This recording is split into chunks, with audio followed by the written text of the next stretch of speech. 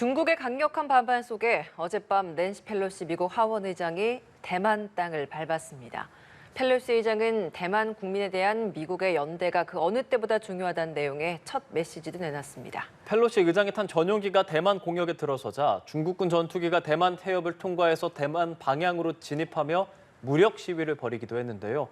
이렇게 경랑 속으로 치닫고 있는 미중 관계 속 한국 외교 전략은 어떻게 세워야 할지 등 박원곤 이화여대 북한학과 교수와 오늘도 이야기 나누겠습니다. 어서 오십시오, 교수님. 네, 안녕하세요.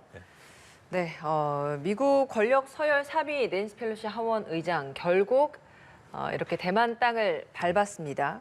우회로를 택해서 통상 5시간 걸리는 거리를 또 7시간 걸려서 도착을 했고 전 세계 30만이 넘는 사람들이 동시에 이 펠로시 의장이 탄 항공기를 추적하는 사이트에 접속을 해서 그 경로를 또 지켜보고 중국은 이걸 생중계하기도 했다.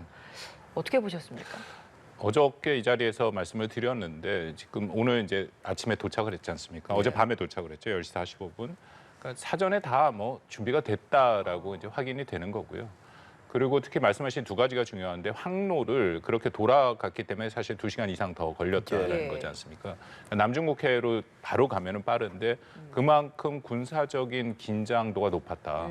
그러니까 계속해서 중국이 경고를 하고 또 그쪽에 군사력을 투사해 놓은 상태이기 때문에 혹시라도 있을지 모르는 충돌에 대비해서 안전한 우회로를 택해서 간 것이고요. 30만 명이 본 것은 중국 관영 매체에서 이거 실시간 중계를 했지 않습니까? 저는 이것도 적지 않은 의미가 있다고 생각이 되는 게 중국의 입장에서는 그걸 보여줌으로써 하나의 중국 정책에 반하는 이것을 침범하는 행위가 미국에서 하고 있다는 것을 확실하게 선전하는 효과가 있는 거죠. 그래서 그만큼 어떻게 보면 미국에 대한 적대감을 고취시킬 수 있는 이제 그런 중국 정부의 이런 목표도 있었다라는 판단은 됩니다. 예, 앞서 말을 했지만 이 전용기가 대만 공역에 들어서니까 전용기가 대만 방향으로 진입하면서 무력 시위를 벌이기도 했다. 그리고 일련의 연합 군사 행동도 전개하겠다. 이렇게 밝혔는데 어떤 내용입니까? 그렇습니다. 그 굉장히 강경한 입장들이 계속 나온 것은 분명하죠. 그러니까 중국에서 나온 입장들을 보면은 몇 가지 핵심 중에 하나가 이전보다는 좀 높은 급에서 차관 복급, 화춘잉 대변인이 차관 복급입니다. 차관 복급에서 얘기를 하면서 이것은 확실하게 미국의 잘못이다라는 것을 얘기를 했고 또 왕이 외교부장도 나서서 이것은 분명하게 그 미국이 평화를 파괴하고 있다라고 얘기를 했고 그리고 이 일, 그러니까 어저께부터 사실 대만 이 인근을 완전히 둘러싸는 실탄 훈련을 지금 실시하고 있고 앞으로도 계속 할 것이다라고 중국군이 지금 밝혀놓은 이런 상태죠. 그러니까 거기에 대항해서 미국도 필리핀 인근에 그 레이건 항공모함을 지금 외에도 함정 4척을 지금 배치해 놓은 상태다라고 생각합니다. 물론 뭐 직접적인 군사 충돌의 가능성은 크지 않은데 그만큼 이 낸시 펠로시 하원 의장의 대만 방문에 대해서 중국이 민감하게 생각한다라는 것을 반증해 준다라고 판단이 됩니다. 하원 의장의 대만 방문이 25년 전에 뉴트 깅그리치 당시에도 있었는데 이번에는 조금 더 크게 반발을 하는 걸로 봐서 이게 뭐 대만의 어떤 국가적인 가치가 높아졌다고 봐도 되는 겁니까? 뭐 그런 부분도 있고 그만큼 미중 관계가 이전과는 다르다라는 거죠. 물론 95년에 뉴트 깅그리치 하원 의장이 방문했을 때는 중국을 갔다가 대만을 갔습니다. 그래서 그 차이도 있고요. 그리고 당시에는 공화당, 뉴트 깅그리치 하원 의장의 공화당 소속인데 공화당이 야당이었죠. 근데 거기에 비해서 낸시 펠로시는 여당이고 제가 어제도 말씀을 드렸습니다만 굉장히 상징성이 높은 사실을 어떻게 보면 미국 내에서 바이든 대통령 다음으로 정치적인 비중이 큰 인물이거든요. 그리고 이 과정이 지금 밝혀지고 있습니다만 바이든 행정부에서는 사실은 가지 말았으면 하는 바람이 있었다라는 것이 미국 언론을 통해서 좀 알려지고 있습니다. 근데 그럼에도 미국은 입법부와 이 행정부가 확실히 분리가 돼 있으니까 아마 펠로시 하원 의장이 본인이 가겠다라고 결정을 한 것을 역시 미국 행정부에서 존중했다 그렇게 판단이 됩니다. 그래서 도착한 의장 굉장히 방문하기 전부터 철저하게 좀 준비를 했다라는 생각이 들었던 게 도착하자마자 성명을 내기도 했고 그리고 워싱턴 포스트 역시도 그 시기에 맞춰서 딱 의장의 기고문을 또 발표한 모습이었단 말이에요. 그러니까 다 계획된 것 같았는데 내용을 보면 중국에 맞서는 대만을 지지한다 이런 이야기도 있었고 시진핑 주석에 대해서 인권과 법치를 무시하는 행위를 하고 있다 이런 직격을 알리기도 했습니다. 좀 주목됐던 내용 어떤 것들이 있으셨습니까? 그렇습니다. 다 준비가 있었다라고 우리가 볼 수 있는 확실한 얘기들이 나오고 있고요. 한 가지 처음 도착해서 낸시 펠로시 하원 의장이 한 이 말이 저는 모든 거를 다 담고 있다고 생각되는데요. 이런 표현을 썼습니다. 전 세계가 독재와 민주주의 사이에서 선택을 마주한 상황. 그러니까 이것은 분명하게 대만을 방문하는 목적 그리고 중국을 견제하는 이유가 여기 다 들어가 있는 거죠. 확실히 중국을 독재 국가라고 정체성을 부여한 것이고 거기에 반해서 대만은 민주주의 국가고 그러니까 한국을 비롯해서 미국의 핵심 자유민주주의 국가 동맹들이 힘을 합쳐서 이 독재 국가인 중국에 맞서야 된다라는 그 의미가 그 한 문장에 저는 다 들어가 있다고 생각이 되거든요. 그리고 말씀하신 것처럼 워싱턴 포스트에 보면 뭐 굉장히 자세한 얘기들이 많이 나왔고 시진핑 주석에 대해서도 집권을 강화하고 혹독한 인권 기록이 있다라고 아주 개인적인 그 비판까지 했고 그러니까 전반적으로 낸시 펠로시 이 하원 의장이 계속 얘기하는 게 자기는 가치를 행동으로 옮기는 것이 정치 철학이다라고 얘기를 했고요. 인권에 대해서는 아주 오래전부터 관심이 있었던 것은 분명하고 이제 그런 것들을 실질적인 행동과 또 말로 보여주고 있다고 생각이 됩니다. 예, 그 의장이 뭐 91년도天安문 광장도 있고 뭐 올림픽에서 외교적 보이콧을 하겠다. 이런 류의 거의 30여 년 동안 인권 관련해서 목소리를 냈다는 것. 그리고 그 비판적인 시각을 이번 방문을 통해서 좀 관철했다. 이렇게 보면 되는 겁니까? 그렇습니다. 뭐 말씀하신 91년에는 굉장히 유명한 사건이죠. 예. 그天安문 광장에 그 당시 이제 하원 의원이었는데 지금 보여드리고 있는 화면이죠. 예, 그렇습니다. 예. 저렇게 해서 이 플랜카드를 이렇게 했는데 그 내용을 보면 중국의 민주주의를 위해 목숨을 바친 이들에게라는 그런 내용입니다. 그거를 했다가 이제 중국 공안이 와갖고 뭐 택시를 타고 뭐 가고 예, 공경을 치렀다라는 이제 그런 얘기들이 다 전해지는데요. 그 이후에 이 낸시 펠로시 하원 의장 그 당시 이제 계속 하원 의원을 하고 있었는데요. 그 외교적인 텀에 이런 게 있습니다. 페르소나 non grata라고 해갖고 외교적 기피 인물이 돼버렸죠. 그러니까 중국 입장에서는 외교적 기피 인물이 돼서 원래는 그렇게 되면 중국에 입국이 안 되게 하는 이제 여러 가지 불이익 조치를 가하게 됩니다. 이거 외에도 또 중국이 굉장히 민감하게 생각하는 티베트 문제의 달라이 라마와도 굉장히 가깝게 지냈고 이제 그런 여러 가지 얘기들이 상징적으로 낸시 펠로시 하면 이제 그런 상징성으로도 충분히 전 세계에 지금 알려지고 있는 것이죠. 그런 인물이 오늘 이렇게 이제 대만 일정을 소화하지 않겠습니까? 이 기고문이나 이런 성명을 통해서도 앞서서 입장들을 밝힌 거 정리해 주셨습니다만 오늘 행보 좀 어떻게 해석을 하십니까? 행보 자체에 다시 한번 그 대만을 방문한 목적이 다 나타나 있죠. 그러니까 어떤 일정을 소화하죠? 일단은 그 입법부에 가서 만남을 한다라는 것 자체가 뭐 당연히 입법부 수장이니까 이 중국은 대만, 타이완을 국가로 인정하지 않습니다. 예. 근데 그럼에도 입법부 수장인데 대만에 가서 입법부에 방문한다는 것은 하나의 국가로 인정한다는 상징적인 의미가 있는 거고요. 보다 노골적인 것은 반중국 체제 인사를 만나겠다라는 그런 일정이 잡혀 있습니다. 예. 그렇다면 이건 당연히 중국에 대해서 낸시 펠로시 하원 의장이 오랫동안 해왔던 체제, 독재 체제에 대한 문제, 인권에 대한 문제를 행동으로 또 그 일정으로 다 보여주고 있다고 판단이 됩니다. 그 뭐 인권 박물관도 방문을 하고 그럴 예정인데 그러니까 중국은 말씀해 주신 것처럼 하나의 중국이라는 정책에 따라서 대만도 중국이기 때문에 주권 침해다 이런 입장이고 미국은 주권 침해가 아니라는 입장이 지금 팽팽하게 맞서고 있는 상황이거든요. 뭐 무력 충돌 이런 가능성까지 보도가 되는데 어떻게 생각하세요? 글쎄 뭐 당장 그렇다고 미국과 중국이 대만 해협을 사이에 두고 직접적인 무력 충돌을 할 가능성은 저는 뭐 크진 않다. 그러니까 물론 우발적으로 일어나는 것들이 늘 크게 이제 확전된 것이 전쟁의 역사긴 한데요. 현재로서는 양국이 그렇게 할 생각은 크지 않다라고 생각이 되는데 예. 말씀하신 그 중요한 부분은 결국 대만에 대해서 중국과 미국이 서로 간의 인식이 여전히 다르다라는 거죠. 그러니까 79년에 미국과 중국이 국교를 정상화하면서 그 당시 하나의 중국 정책을 공식적인 정책으로 수용을 한 것은 맞습니다. 예. 근데 다만 그 하나의 중국 정책에 대한 해석이 다르다라는 거죠. 그 하나의 중국 정책을 중국은 대만이 중국 영토의 일부분이기 때문에 필요하면 무력을 동원해서라도 다시금 통일을 하겠다라는 것이 하나의 중국 정책이라고 얘기하고 거기에 반해서 당시 그 중국과 그리고 대만과는 국교를 단절했죠, 미국이. 그러면서 대만 관계법이라는 것을 만들었는데 거기에 보면은 대만을 지원하는 문제들이 있습니다. 뭐 이 군수 문자도 넘어갈 수 있게 돼 있고요. 그렇다면은 대만의 존립을 보장한다라는 의미도 있는 거거든요. 기억도 하시겠지만 바이든 대통령이 취임하고 나서 3번 질문을 한 적이 있습니다. 만약에 중국이 대만을 침공하면은 미국이 어떻게 할 거냐 했더니 당연히 군사적으로 참전한다는 얘기를 했습니다. 그것 때문에 또 이제 중국과 굉장히 어려움이 있었고 바로 말이 끝나니까 미 행정부의 고위 관료들이 그런 뜻은 아니다라고 했는데요. 저는 바이든 대통령이 말실수했다고 생각지는 않습니다. 한두 번이면 모르는데 3번을 했다는 것은 이게 상당히 의도가 있는 이제 그런 의도와 의지를 밝혔다라고 판단이 됩니다. 오늘 그 중국이 새벽에 주중 미국 대사 초치해서 심야에 이제 항의를 했잖아요. 그 모습은 어떻게 보셨어요? 뭐 그만큼 중국이 중시한다. 이게 번스 주중 그 미국 대사가 말씀하신 새벽에 불려가서 굉장히 거친 표현들을 들었습니다. 지금 나오는데요.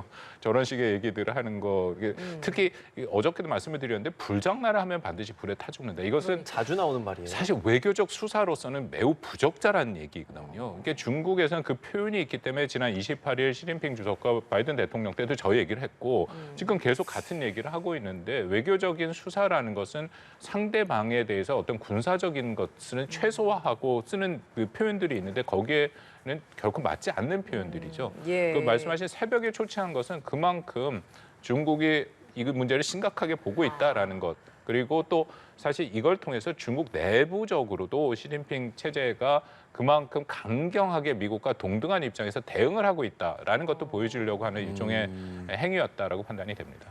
중국도 당대회를 앞두고 있고 그러니까 시진핑 주석의 3연임을 앞두고 있고 미국 역시도 중간 선거를 앞두고 있는 상황이라서 이 대치가 계속될 것이라는 전망이 많은데 신냉전이라고 불리는 이 상황에서 너무 큰 충돌을 막기 위한 가드레일에 대해서도 미국 의원들이 이야기를 하지 않았습니까? 그게 발동이 될 수 있다고 보십니까? 그러니까 가드레일이라는 것은 작년에 처음 시진핑 주석과 그 바이든 대통령이 서로 화상 정상회담을 할 때 나온 얘기인데요. 지금같이 뭐 이런 정치적인 사건이 군사적으로 대치 상황으로 이어지면서 혹시라도 무력 분쟁으로 이어지면 안 된다라는 거. 그러니까 가드레일이라는 것은 벼랑 끝에서 떨어지지 않도록 하는 것을 말씀하십니까? 그러니까 최악의 그런 상황들을 상정해서 그렇게 가지 않도록 하기 위한 그 수준에서 관리를 해야 된다라는 얘기인데 글쎄요, 현재 이렇게 되면 우리가 조금 지켜봐야겠습니다만 그 낸시 펠로시 하원 의장의 이번 대만 방문은 어떻게 보면 굉장히 중요한 계기가 될 가능성도 있습니다. 말씀하신 것처럼 이게 미국 국내 정치, 중국 국내 정치에 다 아주 복잡하게 얽혀 있는 거기 때문에 서로 간에 뒤로 물러설 공간이 별로 없거든요. 당연히 미국은 11월에 중간 선거에 앞서서 강경한 대중 정책을 보여줄 필요가 있고 또 뭐 그 시진핑 주석은 지금 10월로 예정이 된 거로 알려 있는 당대회 20차 당대회에서 3연임을 해야 되기 때문에 역시 대만 문제에 대해서 강경한 입장을 보여줘야 되는 양국의 국내 정치적인 이 역동이 같이 있기 때문에 현재로서는 타협의 공간은 그만큼 줄어들어서 이 가드레일을 치는데 좀 어려움이 있어 보이는 것은 사실입니다. 대만, 미국, 중국의 문제입니다. 이게 직접적으로는. 그런데 북한이 바로 성명을 냈단 말이에요. 펠로시 대만 방문에 있어서 파렴치한 내정 간섭이다. 중국의 입장을 지지한다. 이런 입장을 밝힌 게 사실 다른 나라 현안에 있어서 북한이 이렇게 빠르게 입장을 강경하게 내는 게 굉장히 이례적이지 않습니까? 그렇습니다. 굉장히 빨리 나왔죠. 왜냐하면 어저께 10시 40분에 도착했는데 외무성 북한 외무성 대변인 그 외무성에서 오늘 아침에 나왔으면 북한이 그렇게 빨리 나오지는 않거든요. 매우 이례적인 것은 사실입니다. 근데 북한의 최근에 이 세계 정세를 바라보고 그들이 외무성에서 나오는 담화를 보면 우크라이나 전쟁에 대해서도 러시아 편을 드는데 외무성에서 거의 매주 2번, 3번씩 관련 입장들이 나옵니다. 그러니까 이것도 매우 중요한 문제죠. 그러니까 북한은 이러한 국제 정세의 변화를 통해서 확실하게 중국과 러시아가 자신들을 지지하는 그런 세력으로 뒷배를 봐줄 수 있도록 하는 그 입장에 쓰겠다라는 것이고요. 이미 아까 잠깐 말씀하셨습니다만 계속 북한이 얘기하는 것은 지금 세계 정세는 신냉전이다. 그러니까 미 제국주의에 대항하는 다른 세력들이 연합하고 단결해야 된다라는 얘기를 계속하고 있거든요. 일종의 좀 동맹처럼 지금 움직이는 뭐 그런 염두에 두고 있는데 조금 복잡한 문제이긴 합니다. 북한이 동맹을 바라보는 시각은 우리가 생각하는 동맹을 바라보는 시각이랑 좀 다르긴 하거든요. 그럼에도 어쨌든 중국과 러시아와의 연대를 강조하는 것은 분명합니다. 그럼 북한이 중국군이랑 군사 연합 훈련도 제안을 했고 이게 상당히 이례적이라고 보도가 되고 있거든요. 이것도 같은 맥락이라고 보면 됩니까? 그래서 이거는 우리가 어떻게 해석하느냐에 따라 좀 다른데요. 이게 친서 그 리영계 북한 국방상이랑 그 중국 웨이펑어 국방부장이 보낸 축전에서 얘기가 나오는데 정확한 표현이 이겁니다. 전략 전술적 협동 작전을 긴밀히 해나갈 것이다라는 거거든요. 그런데 우리가 그 표현만 더 보면 협동 작전이라는 것은 말 그대로 연합 훈련의 그렇죠. 가능성을 열어놨다. 저 일부 해석에 뭐 결국은 중국과 연합훈련의 가능성이 있지 않느냐. 왜냐하면 우리가 지금까지 보면 최근에 미중 갈등 또 미 러시아 갈등이 심각해지면서 중국과 러시아는 연합훈련을 거의 정기적으로 하고 있습니다. 근데 거기에 지금 북한이 빠져 있거든요. 예. 그러니까 이런 상황에서 북한이 과연 연합훈련에 참여를 할 것인가. 이제 그런 것에 사실은 조금 주목해서 보긴 했는데 이 표현이 나오긴 했습니다. 근데 이것도 우리가 조금 더 좀 조심해야 될 게 아까 말씀드린 것처럼 북한의 입장에서는 1953년 한국 전쟁 이후에 중국이든 러시아든 연합훈련을 한 적이 없습니다.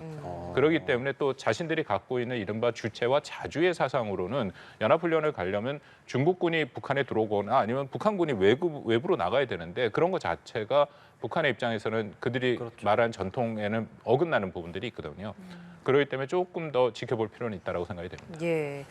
앞서서 교수님께서 펠로시 의장이 처음 대만에 도착하자마자 낸 그 메시지에 동맹국에게 던지는 메시지도 강하게 있다라는 이야기를 하셨잖아요. 그 동맹국인 한국에 대만에 들렸다가 바로 방문을 하게 됩니다. 관련한 어떤 요구를 우리 정부에게 우리 의장에게나 뭐 하게 될 것인가, 혹은 우리 정부는 그러면 이런 상황에서 어떤 입장을 좀 취해야 되는가, 어떤 생각이십니까?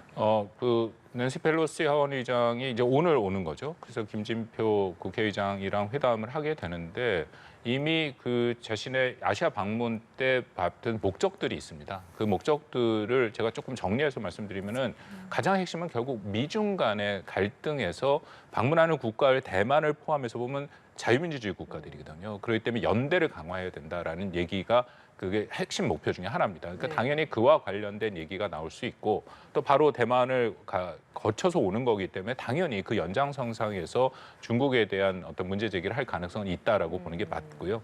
그 두 번째는 또 이 우크라이나 전쟁에 대해서 러시아 문제도 지금 얘기가 될 가능성이 있죠. 그것도 낸시 펠로시가 더 미국에서 가장 얘기하고 있는 규칙에 기반한 국제 질서를 위반하는 행위이기 때문에 거기에 자유민주주의 국가가 다시 연합을 해야 된다라는 그 의미에서 얘기가 될 가능성이 있고 또 세 번째는 이건 우리도 매우 중요한 문제인데 북한의 핵 문제 또 낸시 펠로시 하원의장이 계속 강조하고 있는 인권 문제 이제 그런 것들이 아마 세 가지 정도 얘기가 되고 이제 나머지는 이게 중국 견제랑 관련된 문제이긴 합니다만 공급망이나 아니면 또 그 첨단 기술 문제 근데 이게 행정부의 그 대통령이 오는 것이 아니라 입법부의 수장이 오는 거기 때문에 예. 그런 핵심적인 얘기를 하긴 하지만 이것이 어떻게 정부와 정부 간의 정책보다는 입법부가 지금 말한 것들을 어떻게 잘 서로 협력해서 법제화하고 이것을 법안에 마련할 것인가 거기에 대한 논의가 좀 되거나 아니면 조금 원칙 차원에서 얘기가 이뤄질 가능성이 크다라고 생각합니다.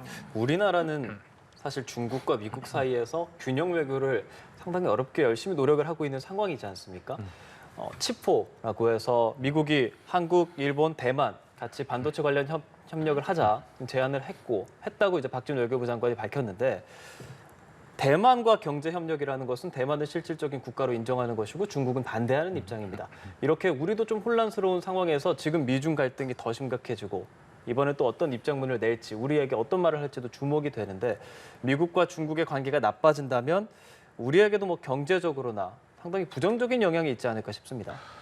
그렇습니다. 뭐 미중 간의 갈등이 점점 첨예화되는 것은 우리가 지난 몇 년간 사실 정확히 따지면 2018년 하반기부터인데요. 그 계속 지금까지 계속해서 악화가 됐고 바이든 행정부 들어서서도 여전히 악화되는 모습이 있는데 전체적인 추세를 보면 이게 일종의 제로섬 게임처럼 되는 것은 분명히 있습니다. 칩호를 말씀하셨는데 좋은 예 중에 하나가 칩호가 될 수 있는데 이거는 들어가느냐 안 들어가느냐 둘 중에 양자택일을 해야 되는 상황이 오는 거잖아요. 근데 이것을 우리가 들어가도 그렇다고 안 들어가도 둘 다 우리가 지불할 비용은 있습니다. 예를 들어서 들어가게 되면 말씀하신 것처럼 중국이 반발하는 거 이미 반발을 할 거고 거기에 대해서 심각한 수준까지 가면 한국에 대해서 지난 사드처럼 어떤 형식으로든 보복을 할 가능성도 있고 근데 우리가 다시 생각을 해야 되는 게 만약 그럼 안 들어가면 어떡하느냐.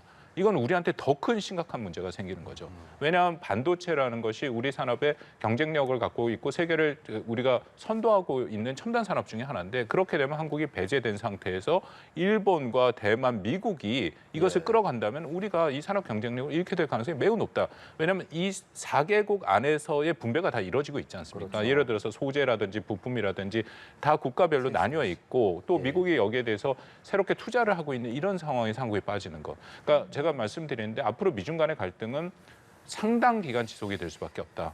그렇기 때문에 거기에서 한국은 이전같이 이 전략적 모호성, 그것은 어떻게 보면은 우리가 비용을 지불하지 않겠다라는데 그런 상황은 오지 않는다. 그러니까 어떻게든지 우리가 어떤 선택을 할 수밖에 없고 선택에 따라서 비용이 발생할 수밖에 없다라는 이제 그런 부분은 우리가 생각해야 되고 그렇기 때문에 저는 앞으로 대중 정책에 대해서 우리가 확실한 지표가 필요하다고 생각합니다. 방향성. 그러니까 우리가 중국한테 좀 투명하게 우리는 여기까지 간다.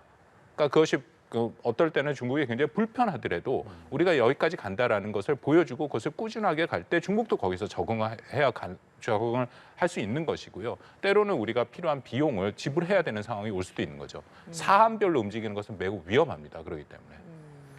알겠습니다. 네, 오늘 말씀 여기까지 듣겠습니다. 박원곤 이화여대 북한학과 교수와 함께했습니다. 오늘 말씀 고맙습니다. 고맙습니다, 교수님.